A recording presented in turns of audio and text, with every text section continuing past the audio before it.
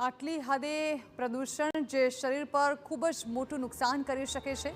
આપને જોવાથી તો થોડો ઘણો ખ્યાલ આવી જ ગયો હશે, પરંતુ હવાના પ્રદૂષણની શરીર પર અસર કઈ પ્રકારની થઈ શકે છે તેના વિશે વાત કરવામાં આવે તો સૌથી પહેલું જે છે તે સૌથી પહેલાં તો હવાની જે અસર છે પ્રદૂષિત હવાની, તેની અસર સીધી જ ફેફસા પર થશે। ફેફસાની કાર્યક્ષમતામાં ઘટાડો થઈ શકે છે અને સાથે જ કેટલાક રોગોના પણ શિકાર બની શકો છો, જેમ કે અસ્થમા અને બ્રોન્કાઇટિસમાં પણ તમારો વધારો થઈ શકે છે।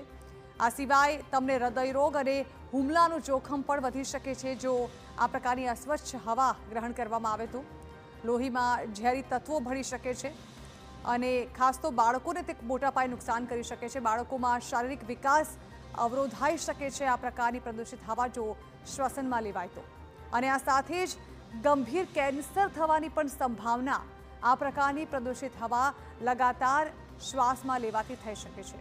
અનેક રોગોના શિકાર થઈ શકીએ છીએ, જેને કારણે આ હવા સ્વચ્છ બને, ઓછી પ્રદૂષિત બને તે ખૂબ જ જરૂરી છે।